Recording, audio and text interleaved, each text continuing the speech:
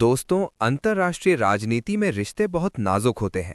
लेकिन लगता है ईरान हर हाल में भारत के साथ अपनी दोस्ती निभाना चाहता है। तभी तो सिर्फ 24 घंटे के अंदर भारत की नाराजगी पर उसका जवाब भी आ गया। और सच कहें तो ये जवाब देखकर साफ दिखता है कि ईरान भारत की अहमियत समझता है। दरअसल कल मैंने आपको बताया था कि ईरान हॉर्मोज स्ट्रेट पर एक बड़ा फैसला लेने जा रहा है। प्लान क्या था? जो भी जहाज इस रास्ते से गुजरेगा उससे पैसे वसूले जाएंगे, चाहे वो ऑयल टैंकर हो या कार्गो शिप। हर नाक से की जाने वाली आवाज किसी को देना पड़ेगा ट्रांजिट टोल। और रकम सुनकर तो आप भी चौंक जाएंगे, लगभग 20 लाख डॉलर तक का चार्ज। अब सोचिए, ये वही हॉर्मोज स्ट्रेट है जहां से दुनिया का बड़ा हिस्सा तेल गुजरता है। यानी ये फैसला सिर्फ ईरान का नहीं, पूरी दुनिया की इकोनॉमी को हिला सकता था। लेकिन जैसे ही ये खबर भारत तक पहुंची, भारत ने तुरंत कड़ा रुख अपनाया। सीधे शब्दों में ईरान से कहा गया, हॉर्मोज स्ट्रेट को टोल नाका बनाने की कोशिश मत करो, क्योंकि ये रास्ता सिर्फ ईरान का नहीं है, इस पर कई देशों का अधिकार और हित जुड़े हुए हैं। और यही वो पॉइंट था जहां ईरान ने तुरंत बैकफुट लिया। यानी साफ है, आज की दुनिया में भारत सिर्फ एक देश नहीं, बल्कि ऐसा खिलाड़ी है जिसके बिना बड़े फैसले लेना आसान नहीं। ये पूरा मामला अब और भी दिलचस्प होता जा रहा है, क्योंकि बात सिर्फ एक देश की नहीं, बल्कि पूरी दुनिया की है। हॉर्मोज स्ट्रेट कोई छोटा मोटा रास्ता नहीं है, ये एक अंतर्राष्ट्रीय जलमार्ग है जहां से दुनिया का बड़ा हिस्सा तेल गुजरता है। ऐसे में अगर ईरान इस पर कंट्रोल करके समुद्री टोल वसूलने लगे, तो मामला सिर्फ व्यापार तक सीमित नहीं रहेगा, ये सीधा सीधा ग्लोबल टेंशन को भड़का सकता है। यहां तक कि जो देश अभी तक इस टकराव से दूरी बनाए हुए हैं, वे भी मजबूर होकर इस जंग में कूद सकते हैं, क्योंकि ये पूरी दुनिया की एनर्जी सप्लाई का सवाल बन जाएगा। इसी बीच ईरान की तरफ से एक नया बयान भी सामने आया है, जिसने कहानी में नया ट्विस्ट ला दिया है। ईरानी सरकार का कहना है कि उन्होंने हॉर्मोज स्ट्रेट को बंद नहीं किया है, बल्कि असली समस्या ये है कि अमेरिका ने इस पूरे इलाके में युद्ध जैसा माहौल बना दिया है, जिसकी वजह से जहाज खुद ही यहां से गुजरने में डर रहे हैं। हालांकि ईरान ने यह जरूर माना है कि उसने अरब और अमेरिकी जहाज़ों को इस रास्ते से गुजरने से मना कर दिया है, लेकिन बाकी देशों के जहाज़ों के लिए रास्ता अभी भी खुला है। अब सबसे बड़ा बयान आता है टोल को लेकर।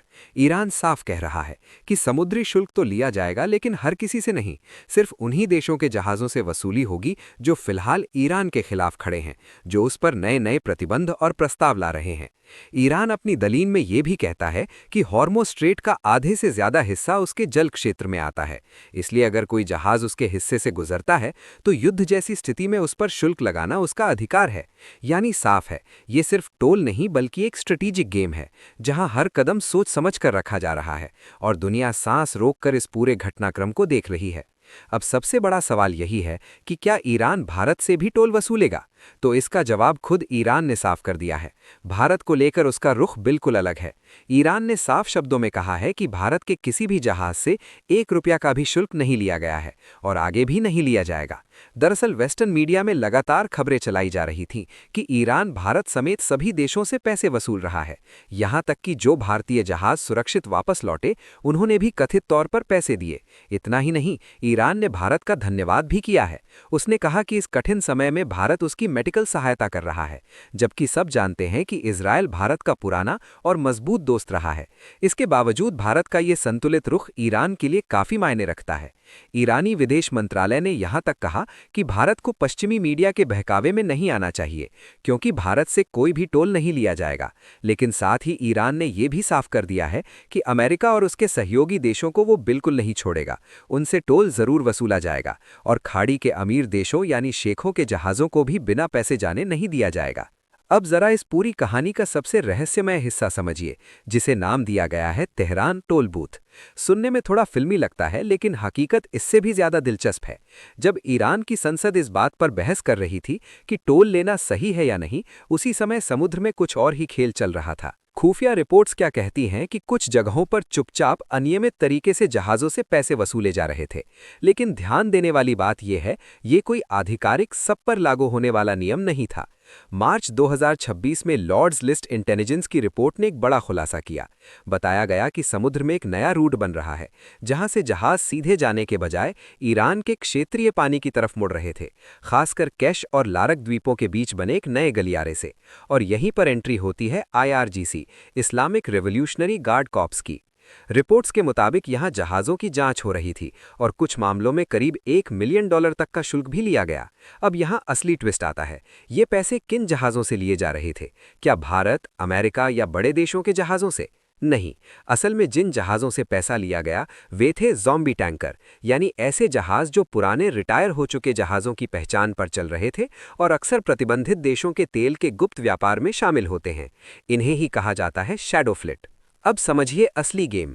ईरान यहाँ किसी बड़े देश से टकराव नहीं चाहता था, बल्कि उसने टारगेट किया उन जहाज़ों को जो कानूनी रूप से कमज़ोर थे, जिनके पीछे कोई ताकतवर नौसेना नहीं थी और जो पहले से ही ग्रे जोन में काम कर रहे थे। यानी रिस्क कम, वहाँ से रेवेन्यू निकालो। अब दूसरी तरफ इस पूरे मामले पर अंतर्राष्ट्रीय प्रतिक्रिया भी तेज़ हो गई। 22 से ज़्यादा देशों का एक बड़ा गठबंधन, जिसमें UAE, UK, France, Germany, Japan और ऑस्ट्रेलिया शामिल थे, उन्होंने साफ कहा, हॉर्मुज़ में इस तरह का दखल वैश्विक सप्लाई चेन के लिए खतरा है और समुद्र में आवाजाही की आज़ादी अंतर्राष्ट्रीय कानून का मूल अधिकार है। अब सबसे बड़ा क्लियरेंस यहीं आता है। काफ़ी जगह ये खबर फैली कि भारतीय जहाज़ों से भी $1 मिलियन का टोल लिया गया, लेकिन असल रिपोर्ट क्या कहती है? ऐसा कोई पुख्ता सबूत नहीं है और पश्चिमी समुद्री एजेंसियों ने भी साफ किया, टोल ज़ॉम्बी टैंकरों ने दिया था, भारतीय जहाज़ों ने नहीं। यानी भारत के जहाज़ सुरक्षित तरीके से गुजर गए और यही बनी भारत की एक बड़ी कूटनीतिक जीत। क्योंकि इससे पहले स्थिति क्या थी? ईरान के दबाव और खतरे के कारण हॉर्मुज़ रूट लगभग ठप होने लगा था और इसका सीधा असर भारत पर पड़ा। देश में कुकिंग गैस की कमी पक महसूस होने लगी थी, क्योंकि भारत का लगभग 90% एलएनजी आयात इसी रूट पर निर्भर है। लेकिन अब भारत ने न सिर्फ अपने जहाज़ों को सुरक्षित निकाला, बल्कि इस पूरे संकट में अपनी स्थिति और मजबूत कर ली। तो कहानी साफ है, ऊपर से दिख रहा है तनाव, खतरा और टकराव, लेकिन अंदर ही अंदर एक बहुत बड़ा गेम खेला जा रहा है, जहां हर देश अपने अपने तरीके से फायदा लेने की कोशिश कर रहा है। यानी तस्वीर पूरी तरह साफ है। ईरान भारत को दुश्मन नहीं, बल्कि एक अहम दोस्त की तरह देख रहा है और दोनों देशों के रिश्तों में फिलहाल कोई दरार नहीं दिखती। वहीं दूसरी तरफ वेस्टर्न मीडिया लगातार कोशिश कर रही है कि भारत और ईरान के बीच दूरी पैदा हो, क्योंकि अगर ये रिश्ते मजबूत रहे तो भारत को तेल के लिए दूसरे देशों पर उतना निर्भर नहीं रहना पड़ेगा। दोस्तों, 23 मार्च की एक बहुत ही राहत देने वाली खबर सामने आई है। हमारे बेहतरीन कूटनीति का असर अब दिखने लगा है। हमारे विदेश मंत्री एस जयशंकर ने ईरान के विदेश मंत्री से सीधे बातचीत की, जिसका नतीजा ये हुआ कि जो 22 से 28 जहाज वहां फंसे हुए थे, उन्होंने अब बाहर निकलना शुरू कर दिया है। इसी के अगले ही दिन यानी 24 मार्च को भारत के लिए रसोई गैस ले जाने वाले 2 बड़े जहाज जगवसंत और पाइन गैस हॉर्मुज़ जलमरु मध्य के सुरक्षित रास्ते से निकलकर भारत की तरफ बढ़ चले हैं। और इनके अंदर क्या है? 92,612 टन एलपीजी, यानी पूरे भारत की एक दिन की जरूरत के बराबर गैस। और ये जहाज निकले कहां से? ईरान के लारक और किश द्वीपों के पास से, जहां पहले से भारतीय नौसेना के 3 युद्धपोत तैनात थे, ताकि भारत के हर जहाज को फुल सुरक्षा मिल सके। यानी तस्वीर साफ है, एक तरफ डिप्लोमेसी, दूसरी तरफ नेवी की ताकत, और दोनों मिलकर भारत की सप्लाई लाइन को बचा रहे हैं। अब सरकार ने एक और बड़ा कदम उठाया है। फाइनेंस मिनिस्ट्री सोच रही है कि 1000 करोड़ रुपए का वॉर रिस्क कवर फंड बनाया जाए, ताकि ऐसे खतरनाक इलाकों में भी भारतीय जहाजों का इंश्योरेंस हो सके। यानी आगे की तैयारी भी शुरू। लेकिन इस कहानी का एक और डरावना पहलू है, जो सिर्फ तेल या गैस तक सीमित नहीं है।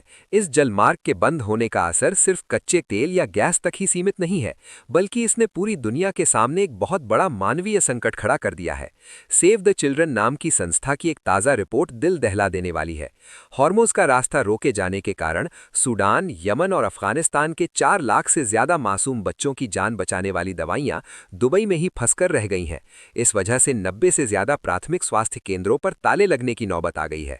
साफ है कि ईरान का ये कदम सिर्फ सेना या अर्थव्यवस्था को ही नहीं, बल्कि इंसानियत को भी गहरे संकट में डाल रहा है। अब सवाल आपसे है, क्या ये सिर्फ खबरों का खेल है या सच में कोई बड़ी रणनीति चल रही है? अपनी राय नीचे कमेंट में जरूर बताइए, और अगर वीडियो पसंद आई हो तो लाइक, शेयर और चैनल को सब्सक्राइब करना मत भूलिए। जय हिंद।